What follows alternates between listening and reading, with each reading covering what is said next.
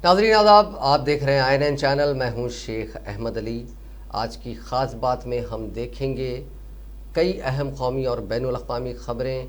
ख़ास तौर से हम बात करेंगे बिहार असम्बली इंतखाबात के नताइज की। साथ ही देखेंगे कि मध्य प्रदेश में 28 सीटों पर ज़मनी इंतखाबात के नताइज क्या रहे।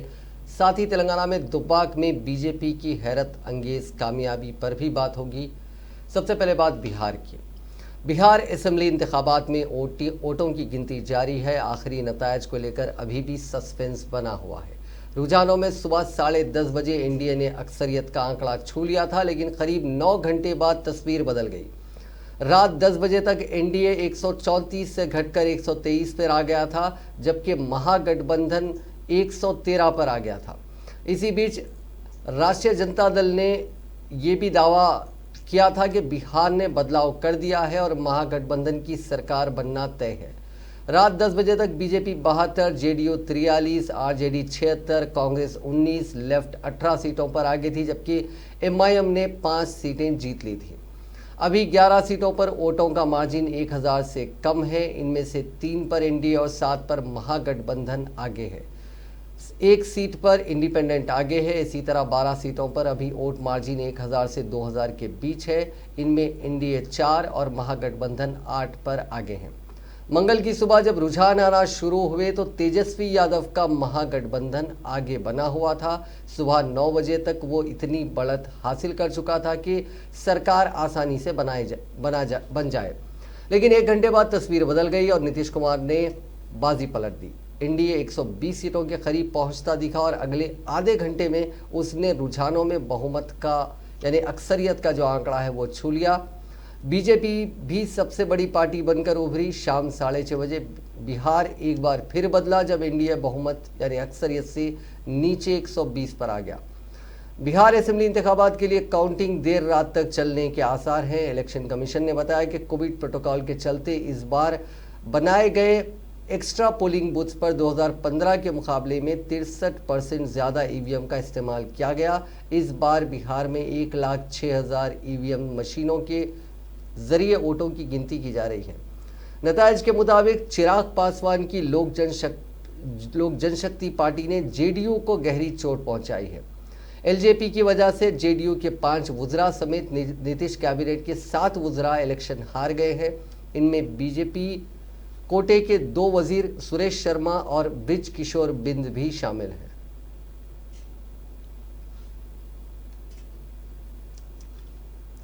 इसी बीच आरजेडी कायद ने इल्ज़ाम लगाया था कि जो ईवीएम से उसमें हेराफेरी की गई है। आइए हम आपको वो बाइट सुनाने की हम आपको कोशिश करते हैं।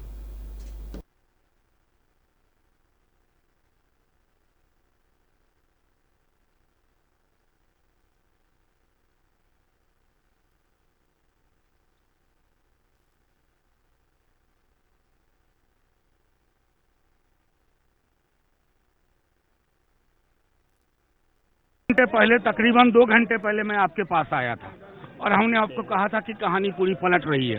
कहानी पलटनी शुरू हो गई। बस मैं इतना कहना चाहता हूं कि हमारी सरकार बनने से ये बिहार की अपनी सरकार बनने वाली है। अपनी, उसको कोई रोक नहीं सकता। बस माननीय मुख्यमंत्री जी, जिनकी विदाई सुनिश्चित है, उनसे हाथ जोड़ के विनती है कि आरओ को फोन कर करके प्रोसेस स्लो मत कराइए। विलंब से ही सही, हारना आप ही को है। पोस्टल बैलेट की गिनती आधी रोक दी गई है। क्यों रोक दी गई? मैं इतना सिर्फ कहना चाहता हूं कि जाते जाते और कलंक अपने माथे पे माननीय मुख्यमंत्री जी ना ले, ये सुनिश्चित है। अभी हम आपको बता रहे हैं कि आपका डेटा बता रहा है हम सिंगल लार्जेस्ट पार्टी हो गए हैं और हम तकरीबन 86 सीट पे, टीवी दिखा रहा है 75, हम अकेले 86 सीट पे आ गए हैं। मैं आपको बता रहा हूं बहुमत का आंकड़ा 2 घंटे बाद हम छुएंगे। बस माननीय मुख्यमंत्री जी जाते जाते आरओ को फोन करके मशीनरी के दुरुपयोग करने की कोशिश करेंगे। सीटों से शिकायत आई है सर, इस तरह की जो आप लोग आरोप लगा ये स्लो प्रोसेस तो हर जगह से आ रही है। पोस्टल बैलेट क्यों रोक दिया गया? अरे डर किस बात का था? क्योंकि नंबर्स हमारे बहुत जा रहे थे। तो यकीन के साथ कहता हूं जितने भी लो मार्जिन सीट्स हैं उनका कन्वर्जन हमारी तरफ हो रहा है। और मैं इतना विश्वास कैसे है आपको? मेरा विश्वास बिहार की जनता के संदेश पे है और मैं यकीन दिला रहा हूँ, आप सब जाइए देखिए नंबर किस प्रकार पलट रहा है। Thank you. सबको कहा है कि भैया सर्टिफिकेट लेके ही निकलना, उससे पहले नहीं। आप जो मैं नहीं कहना चाहता हूँ वो क्यों हमसे कहवाना चाह रहे हैं? तेजस्वी जी सामने कब आएंगे? तेजस्वी जी बिल्कुल आएंगे, बिल्कुल आएंगे। अभी संदेश वाहक आए हैं, बाद में स्वयं आएंगे। मध्य प्रदेश की 28 सीटों पर हुए ज़मीनी इंतखाबात में शिवराज सिंह चौहान और ज्योतिरादित्य सिंधिया की जोड़ी चल पड़ी है। रात 10 बजे तक 20 सीटों के नतीजे आ गए हैं। इनमें 16 सीटों पर बीजेपी और 4 पर कांग्रेस जीत चुकी है। बीजेपी 3 और कांग्रेस 5 सीटों पर आगे चल रहे हैं। 2018 में हुए असेंबली इंतखाबात में इनमें से 27 सीटों पर कांग्रेस का कब्जा था। इन ज़मीनी इंतखाबात में 2 साबिक वज़रा समेत शिवराज सरकार के 14 वज़रा चुनाव मैदान में उतरे थे। इनमें से 11 वज़रा जीत चुके हैं या जीत के करीब हैं। उधर डबरा, दिमनी और सुमावली सीट में बड़ा उलटफेर हो गया है। डबरा से वजीर इमरती देवी, सुमाली से एंदल सिंह कंशाना और दिमनी से गिरिराज दंतोड़िया इलेक्शन हार गए हैं। नतीजों पर साबिक वज़ीर आला कमलनाथ ने कहा कि हम आवाम के फैसले को कबूल करते हैं। हमने जनता तक अपनी बात पहुंचाने की पूरी कोशिश की। हम अपोजिशन में रहकर अपनी जिम्मेदारियों को निभाएंगे और आवाम के लिए हमेशा खड़े रहेंगे। उधर वज़ीर आला शिवराज सिंह ने ट्वीट कर सभी जीते हुए उम्मीदवारों को मुबारकबाद दी। इसी बीच ज्योतिरादित्य सिंधिया ने ज़मीनी इंतखाबात के रिजल्ट के बाद एक बार फिर कमलनाथ और दिग्विजय सिंह पर निशाना साधा। उन्होंने कहा कि नतीजों ने साबित किया है कि गद्दार कमलनाथ और दिग्विजय सिंह हैं। उन्होंने उनका साथ देने पर मध्य प्रदेश के लोगों का शुक्रिया अदा किया।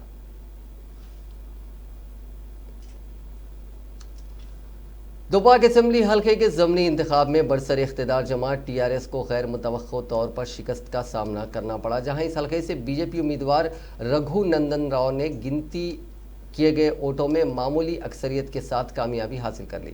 अगरचे कि इलेक्शन कमीशन की जानिब से रघुनंदन रेड्डी की कामयाबी का सरकारी तौर पर काफ़ी देर से ऐलान किया गया, लेकिन बीजेपी कायदीन और मीडिया ने उनकी 1470 वोटों की कामयाबी का ऐलान पहले ही कर दिया था। अगर ये ऐलान में जो देरी हुई उसकी सबसे बड़ी वजह ये थी कि 4 इलेक्ट्रॉनिक वोटिंग मशीनों में तकनीकी खराबी पैदा हो गई थी, जिसकी वजह से 1669 वोटों की गिनती बाकी रह गई थी। इसलिए 2 पोलिंग स्टेशन के नतायज बरामद नहीं हुए थे। उन 2 पोलिंग स्टेशनों की वीवीपैट स्लिप्स की गिनती की गई। उसके बाद रघुनंदन राव को कामयाब करार दिया गया। खबलजी आज सुबह 8 बजे से वोटों की गिनती का आगाज़ हुआ। पहले 10 राउंड में लगातार 7 राउंड तक बीजेपी उम्मीदवार रघुनंदन राव आगे चल रहे थे, जबकि टीआरएस के उम्मीदवार सुजाता को दरमियान के चंद राउंड्स में सबखत में देखा गया। अलबत्ता 13 और 15 राउंड में सुजाता मुसलसिल सबखत में रही। 13वें राउंड में टीआरएस उम्मीदवार 304 वोटों से आगे रही, जबकि 14वें राउंड में 228 और 15वें राउंड में 200 से ज़्यादा वोटों से आगे रही। हर राउंड में काफ़ी तजस्सुस देखा गया। मामूली वोटों की अक्सरियत से बीजेपी और टीआरएस के उम्मीदवार एक दूसरे पर सबखत ले जा रहे थे। वोटों की गिनती के आगाज़ से इख्तिताम तक यही सिलसिला जारी रहा। इस हल्के में गैर मुतवक्को तौर पर बीजेपी ने टीआरएस को सख्त मुकाबला दिया। मजमूई तौर पर 23 राउंड में वोटों की गिनती की गई, जिनमें 12 राउंड में बीजेपी उम्मीदवार सबखत हासिल करते रहे। कांग्रेस उम्मीदवार श्रीनिवास रेड्डी को सिर्फ एक मरतबा सबखत मिली। 12वें राउंड की काउंटिंग में श्रीनिवास रेड्डी ने 2080 वोट हासिल किए, जबकि इस राउंड में बीजेपी को 1997 और टीआरएस को 1900 वोट हासिल हुए। 23वां राउंड खत्म होने तक बीजेपी उम्मीदवार रघुनंदन राव को 62,772 वोट मिले, जबकि टीआरएस उम्मीदवार सुजाता को 61,307 और कांग्रेस उम्मीदवार श्रीनिवास रेड्डी को 21,819 वोट मिले।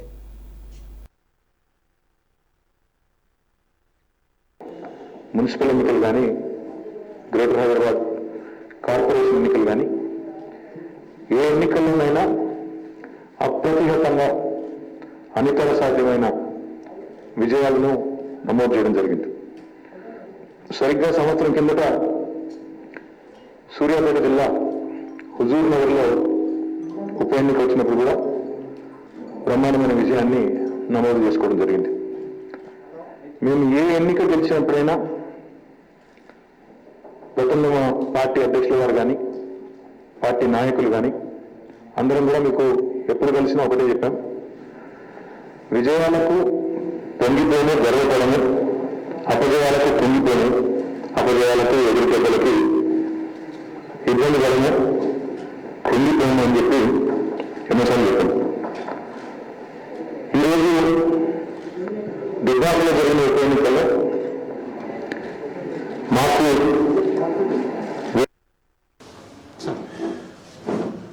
దుబ్బాక ఎన్నికల్లో టీఆర్ఎస్ పార్టీకి ఓటేసినటువంటి దుబ్బాక నియోజకవర్గ ప్రజలందరికీ పేరు పేరున ధన్యవాదాలు తెలియజేస్తూ, కష్టపడ్డ కార్యకర్తలందరికీ కూడా కృతజ్ఞతలు తెలియజేస్తూ, టీఆర్ఎస్ పార్టీ ఓడిపోయినా కూడా దుబ్బాక నియోజకవర్గ ప్రజలకు టీఆర్ఎస్ ప్రభుత్వం పక్షాన, గౌరవ ముఖ్యమంత్రి గారి పక్షాన, నా పక్షాన ఎల్లవేళలా ప్రజలకు కష్టసుఖాల్లో అందుబాటులో ఉంటాం.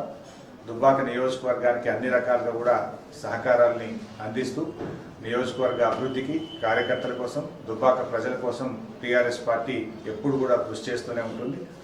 గెలుపు ఓటములు ఉన్నప్పటికీ కూడా ప్రజల పక్షాన టీఆర్ఎస్ పార్టీ నిలబడుతుంది. ఓటమికి గల కారణాలు ఏంటి అనేటువంటిది లోతుగా మేము సమీక్షించుకుంటాం. బట్ అయినప్పటికీ కార్యకర్తలందరూ కూడా బాగా కష్టపడి పనిచేసినారు. ఈ ఓటమికి బాధ్యత నేనే తీసుకుంటాను. और सिलसिला दुब्बाका के बगल में है, तीनों के बीच में दुब्बाका कॉन्स्टिट्यूंसी है, फिर भी वहाँ सीएम का कॉन्स्टिट्यूंसी होने के बाद भी, वहाँ 2 मिनिस्टर बगल बगल में रहने के बाद भी वहाँ के लोग तेलंगाना में बीजेपी आना चाहते हैं। तेलंगाना में नरेंद्र मोदी के जो लीडरशिप है सेंटर में, वहाँ तेलंगाना में भी बीजेपी आने के लिए सोच रहे हैं। हर एक का सोच है तेलंगाना में बीजेपी आना, अगर नेक्स्ट इलेक्शन में तेलंगाना में बीजेपी लाने के लिए हर एक का सोच है। तो इसी सोच का ये जो बाई इलेक्शन हुआ, ये बाई इलेक्शन में लोग बीजेपी को चुने। मैडम ये बोलिए, अब जो आज का रिजल्ट है, रिजल्ट के वजह क्या हैदराबाद के जीएचएमसी इलेक्शन हुकूमत करवाएगी, केसीआर करवाएंगे? जरूर हैदराबाद इलेक्शन में, हैदराबाद जीएचएमसी इलेक्शन में भी यहाँ रिसेंटली अभी जितना वादे किए थे हैदराबाद के इलेक्शन में, लास्ट इलेक्शन में आप सब जानते हैं यहाँ केसीआर साहब ने क्या क्या वादे किए। हाँ, यहाँ इसको यहाँ पे ओल्ड सिटी को इस्तांबुल बनाते बोले थे, और हैदराबाद को डल्लास वर्ल्ड सिटी बनाते बोले थे, और 12,000 करोड़ करे तो हैदराबाद पूरा एक सुंदर सिटी बन जाएगा बोले थे। 12,000 कहाँ, अभी ये बोल रहे कि 67,000 हम लोग खर्च करें हैदराबाद में। परसों हैदराबाद में इतने बड़े बड़े बारिश आए तो पूरे कॉलोनीज पूरा एक बारिशों की वजह से पूरे डूब गए पूरे। वो घरों में कितने दिन, 1 हफ्ता 10 दिन तक घरों में लोग पूरा पानी में रहे। तो एक दिन भी सीएम साहब उस तरफ ऐसे नज़र भी नहीं रखे, ऐसा उठा के भी नहीं देखा। तो वो पूरे इतने प्रॉब्लम्स है वहाँ पे ओल्ड सिटी में पूरा। आज तक अगर डेवलप करे होते वहाँ पे, वो डिवीजनों में क्यों पानी आता? आज तक हैदराबाद में कुछ डेवलपमेंट करे ही नहीं। खाली 67,000 करोड़ रुपए हम खर्च करें, पर कहाँ खर्च करें? कहाँ गया पूरा रुपया बिना डेवलपमेंट का? फिर पैसे कहाँ गया? खर्च कहाँ करें? डेवलपमेंट कहाँ है? सब लोगों को पूरा उल्लू बनाए। इलेक्शन के टाइम में डबल बेडरूम बोले लास्ट टाइम, आज तक डबल बेडरूम कहीं नहीं बना, कहीं किसी को डबल बेडरूम नहीं दिया। अगर खुद के जगह है तो 5 लाख घर को देते बोले, वो भी कहीं नहीं दिया। ऐसे बहुत वादे कर चुके हैं। नया रेशन कार्ड नहीं दिया लोगों को, गरीबों को। ऐसे वादे 1000 करे मगर कुछ करा ही नहीं। इसके बारे में लोग पूरा बहुत नाराज है। परसों बारिश के वजह से समुंदर बन गए तो यहाँ अपने गाड़ियाँ बोट्स बन जाते बोले। परसों क्या हुआ? इतने बड़े बड़े गाड़ी भी बोट बन गए। आके 6 साल के बाद भी वही हालत है। तो इसको क्यों बदला नहीं? कौन रोका उनको? आज केसीआर साहब का जो डिक्टेटोरियल रूल है, कैलस रूल है, रिस्पॉन्सिबल रूल है, मनमानी का जो सियासत उन्हें चला रहा है, मनमानी का जो एडमिनिस्ट्रेशन उन्हें चला रहा है, उसको ख़त्म करने के लिए पहला कदम जो है सो आज दुब्बाका का आवाम जो है सो एक रिज़ल्ट दिया बोल के हम मान रहे हैं। जो आदमी उनके घर में कुत्ते मरते हैं तो डॉक्टर्स के ऊपर केस लगाते हैं, कुत्ते के ऊपर हमदर्दी जताते हैं, मगर हैदराबाद में लाखों लोग जब बाढ़ में डूब जाते हैं और 100 से ज़्यादा लोग जब मर जाते हैं, उनको देखने के लिए वक्त जो नहीं है, जितना जो अहंकार के साथ जिन्होंने व्यवहार किया है, उनको एक खड़ी सी खड़ी सबक सिखाने के लिए एक थप्पड़ मारे जैसा दुब्बाका के लोग जो है सो वो अहंकार को आज ख़त्म किया बोल के हमने मान रहे हैं। अच्छा शरवण जी, क्या ये बताइए, आज जो रिजल्ट आया इसके बाद में ग्रेटर हैदराबाद म्यूनिसिपल कॉर्पोरेशन जो इलेक्शन 1-2 महीने में होने वाले हैं, क्या वो अब होंगे?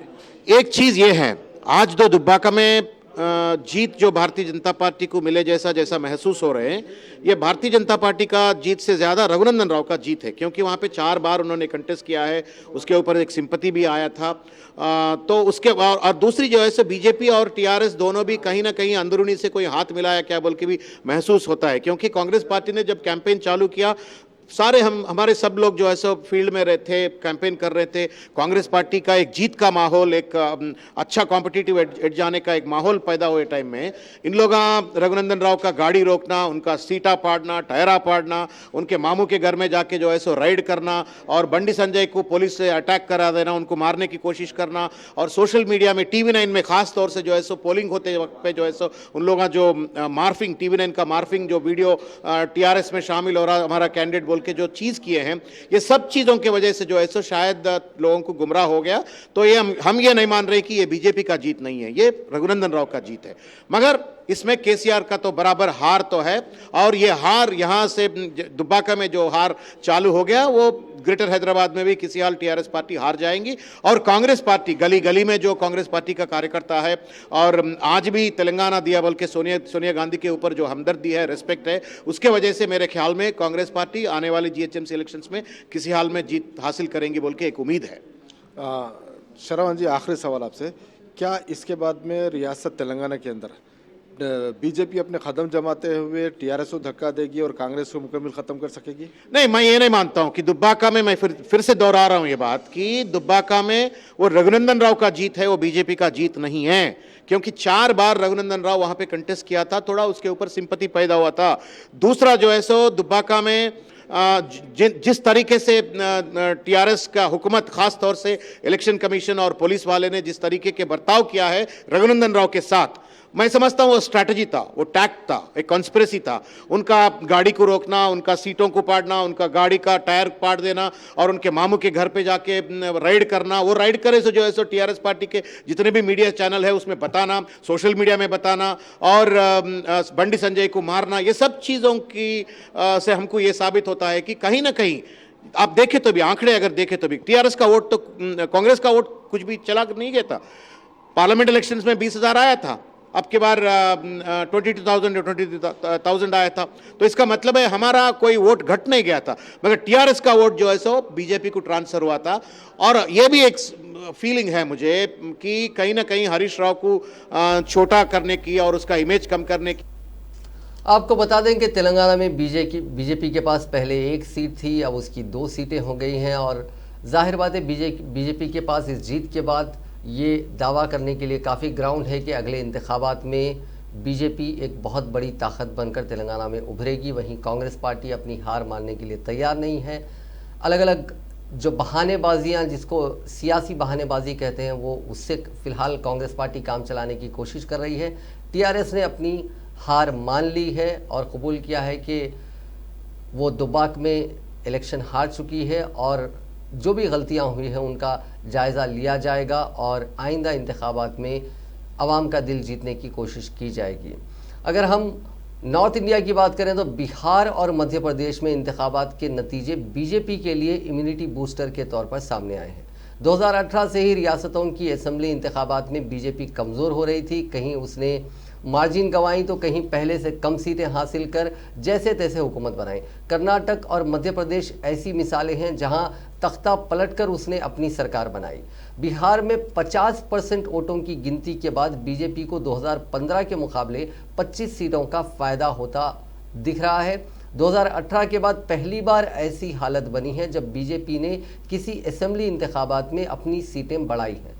लोकसभा इंतखाबात से ठीक पहले नवंबर 2018 में मध्य प्रदेश, छत्तीसगढ़ और राजस्थान बीजेपी हार चुकी थी। मध्य प्रदेश और छत्तीसगढ़ में तो 15 साल के बाद बीजेपी ने अपना इख्तिदार खोया था। मध्य प्रदेश में 2 साल के अंदर ज्योतिरादित्य सिंधिया और उनके जो साथी थे उनके आने से बीजेपी ने 2020 की पहली तिमाही में फिर से हुकूमत बनाई।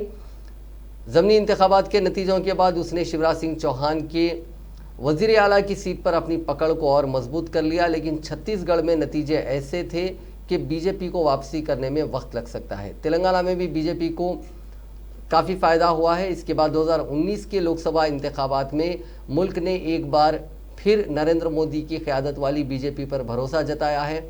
जाहिर है कि लोगों ने दिल्ली की कुर्सी पर तो मोदी को बिठा दिया, लेकिन रियासतों में बीजेपी पर भरोसा नहीं किया। लोकसभा के साथ हुए उड़ीसा और आंध्र प्रदेश के इंतखाबात में बीजेपी कोई चमत्कार नहीं कर सकी। वहीं तेलंगाना के 2018 के असेंबली इंतखाबात में बीजेपी को सिर्फ एक सीट पर कामयाबी हासिल हुई। 2019 में ही महाराष्ट्र और हरियाणा में बीजेपी को सीटों का नुकसान उठाना पड़ा। 2014 में महाराष्ट्र में बीजेपी ने शिवसेना से अलग होकर इलेक्शन लड़ा था और रियासत में सबसे बड़ी पार्टी बनकर इख्तिदार में पहुंची थी। 2019 में बीजेपी शिवसेना ने मिलकर इलेक्शन लड़ा तो बीजेपी 104 सीटों के साथ सबसे बड़ी पार्टी बनकर जरूर सामने आई, लेकिन उसकी सीटों की तादाद 40 से घट गई। इलेक्शन के बाद वजीर आला की कुर्सी की चाहत में शिवसेना ने कांग्रेस एनसीपी के साथ हाथ मिला लिया। हरियाणा में मनोहर लाल खट्टर ने बीजेपी की हुकूमत बनाई जरूर, लेकिन अपने दम पर मिले जो अक्सरियत मिली थी उसे गंवा दिया। वहां उन्हें दुष्यंत चौटाला की पार्टी जननायक जनता पार्टी से हाथ मिलाना पड़ा। झारखंड में बीजेपी की रघुवर दास हुकूमत को एंटी इनकम्बेंसी का सामना करना पड़ा और हेमंत सोरेन की क़यादत में गठबंधन सरकार बनी। 81 मेंबर वाली असेंबली में गठबंधन की 46 सीटों में हेमंत की झारखंड मुक्ति मोर्चा को 30 सीटें मिली थी। वहीं दिल्ली में भी 7 लोकसभा सीटें जीतने के बाद भी बीजेपी को असेंबली सीटों में कोई बड़ी कामयाबी नहीं मिली। 70 सीटों वाली असेंबली में अगर हम नंबर की बात करें तो बीजेपी 3 से बढ़कर 8 हो गई। इससे पहले 2017 में कर्नाटक में बीजेपी सिंगल लार्जेस्ट पार्टी बनने के बावजूद इख्तिदार हासिल नहीं कर सकी थी। जनता दल सेक्युलर और कांग्रेस ने हुकूमत बना ली थी, जिसमें जो नाराजगियां थे उसका फ़ायदा उठाकर बीजेपी फिर से इख्तिदार में वहां पे लौट सकी। अगर हम मजमूई तौर पर देखें तो 2017 में जो गुजरात में पार्टी को बीजेपी को 182 सीटें जो वहाँ की असेंबली में है गुजरात में, वहाँ पे 99 सीटों पर जीत हासिल हुई थी। कांग्रेस 1995 के बाद पहली बार 77 सीटें हासिल करने में कामयाब रही। यानी मजमूई तौर पर बिहार और मध्य प्रदेश के जो इंतखाबात हुए हैं, जिनके नतीजे आज डिक्लेयर किए गए हैं, उन नतीजों में बीजेपी की जो पोजीशन है वो काफ़ी मजबूत हुई।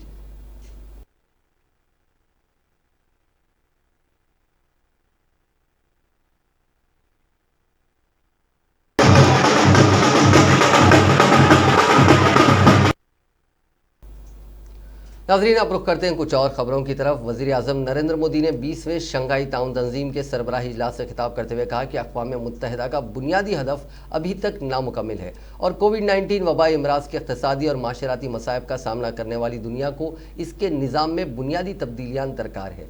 ख़ास बात यह है कि मशरक़ी लद्दाख में लाइन ऑफ एक्चुअल कंट्रोल पर कई महीनों से हिंदुस्तान और चीन के माबीन चल रहे तनाज़े के दरमियान वज़ीर आज़म नरेंद्र मोदी और चीनी सदर शी जिनपिंग पहली बार आमने सामने हुए हैं, क्योंकि मई की शुरुआत में हिंदुस्तान और चीन के माबीन सरहदी तातुल का आगाज़ हुआ था। इसके बाद से दोनों ममालिक के सरबराहों के दरमियान बराह रास्त बातचीत नहीं हुई थी। शंघाई ताउन तंजीम यानी SCO के सरबराही इजलास में मोदी ने SCO के एजेंडे में 2 तरफ़ा मुद्दों को लाने की कोशिशों को बदकिस्मती करार दिया और कहा कि हिंदुस्तान शंघाई ताउन तंजीम के चार्टर में तयशुदा उसूलों के मुताबिक काम करने के लिए पुरअज़्म है। 10 भारतीय साहित्यिक कृतियों के अनुवाद का काम पूरा किया है और मुझे विश्वास है कि अगले वर्ष भारत महामारी मुक्त वातावरण में SCO फूड फेस्टिवल की मेजबानी करेगा। मुझे प्रसन्नता है कि समस्त SCO देशों के ऑफिशियल्स और डिप्लोमेट्स ने हाल में बीजिंग में SCO सचिवालय के सहयोग से आयोजित योग कार्यक्रम में बढ़ चढ़कर भाग लिया। एक्सेलेंसी, मैं एक बार फिर राष्ट्रपति पुतिन को उनके कुशल और सफल नेतृत्व के लिए बधाई देता हूं और इस बैठक के लिए उन्हें धन्यवाद देता हूं। मैं राष्ट्रपति इमामोली रहमान को अगले वर्ष के लिए SCO की अध्यक्षता करने के लिए बधाई और शुभकामनाएं देना चाहता हूं और ताजिकिस्तान के सफल अध्यक्षता के लिए chief of defence staff general Bipin Rawat ने मंगल के रोज कहा कि हिंदुस्तानी फौजी दस्ते इंतहाई पेचीदा और गैर यकीनी माहौल में काम कर रहे हैं और उन्हें खित्ते में क़याम अमन के लिए सलाहियत बढ़ानी होगी, क्योंकि अगर फौजी ताकत मजबूत नहीं होगी तो हिंदुस्तान मुखालिफिन इसका फ़ायदा उठा सकते हैं। उन्होंने कहा कि हिंदुस्तान ज़रूरत पड़ने पर हमसाया दोस्त ममालिक के साथ अपनी फ़ौजी सलाहियत का इश्तराक करना चाहता है। चीफ ऑफ डिफेंस स्टाफ फौजी उमूर से मुतालिक एक पोर्टल भारत शक्ति.in की 5वीं सालाना कॉन्फ्रेंस के इफ्तिताही इजलास से खिताब कर रहे थे। जनरल रावत ने कहा कि आज हम एक इंतहाई पेचीदा, गैर यकीनी और गैर मुस्तहकम माहौल में काम कर रहे हैं। दुनिया के तकरीबन हर खित्ते में एक बड़ी छोटी जंग छिड़ी हुई है, इसलिए अगर हमें खुद अपने मुल्क की अखंडता और अपने अवाम की सालमियत का तहफ़्फ़ुज़ करना है तो हमें मजबूत फौजी क़ुव्वत की ज़रूरत है। And communication resources of the three services to evolve a composite real-time air situation picture. अब बात कोरोना की। दुनिया भर में कोरोना से मुतासरीन का आंकड़ा आज 5,14,25,418 हो चुका है।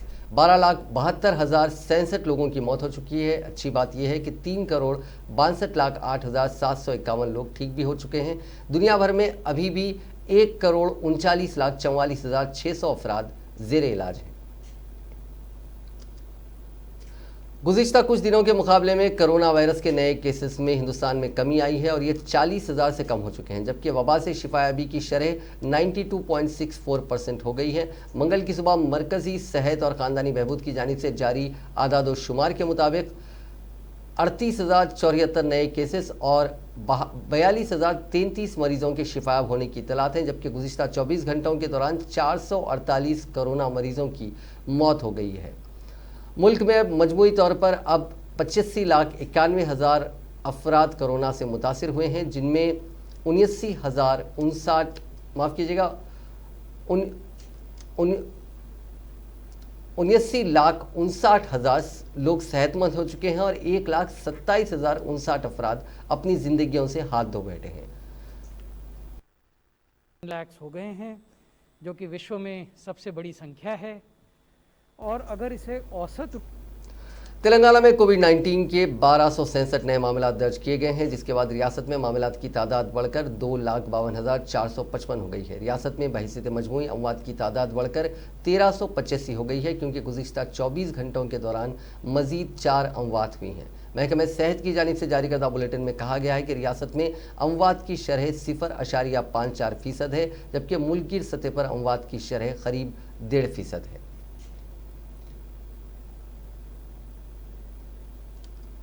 अमरीकी सदारती इंतखाबात में कामयाबी हासिल करने वाले डेमोक्रेटिक पार्टी के रहनुमा जो बाइडन ने कहा है कि जब तक आलमी वबा कोरोना वायरस की वैक्सीन लोगों को दस्तयाब नहीं हो जाती, उस वक्त तक मुल्क में मजीद 2 लाख अफराद हलाक हो सकते हैं। बाइडन ने कहा कि कोरोना वायरस से हर रोज़ मुल्क में औसतन 1,000 अफराद की मौत हो रही है और अब तक 2,40,000 अफराद इस वबा से हलाक हो चुके हैं। अंदाज़ों से जाहिर होता है कि जब तक कोरोना वैक्सीन वसी पैमाने पर दस्तयाब नहीं हो जाती, आने वाले महीनों में 2 लाख से ज़्यादा लोग हलाक हो सकते हैं। Detailed guidance providing the necessary resources for small business. जराइम की दुनिया के बादशाह दाऊद इब्राहिम की इमलाक बिल आखिर नीलाम हो गई। दिल्ली के 2 वुकला ने दाऊद की 6 प्रॉपर्टीज हासिल की हैं। दाऊद इब्राहिम की इमलाक की नीलामी के जरिए हुकूमत को 22,79,000 की आमदनी हासिल हुई। वकील अजय श्रीवास्तव को दाऊद इब्राहिम की 2 प्रॉपर्टीज और वकील भूपेंद्र भरद्वाज ने 4 प्रॉपर्टीज नीलामी में खरीदी हैं।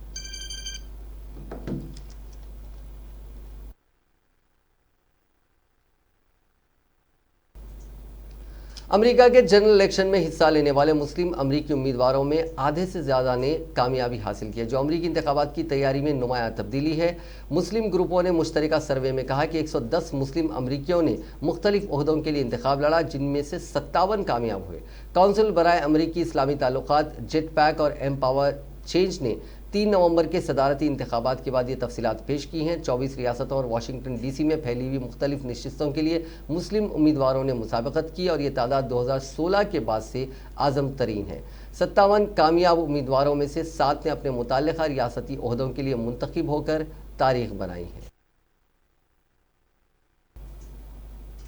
नाज़रीन, आज की खास बात में बस इतना ही। आपसे कल मुलाकात होगी नई खबरों के साथ, नए तज्ज़िये के साथ। फ़िलहाल दीजिए इजाज़त। खुदा हाफिज़।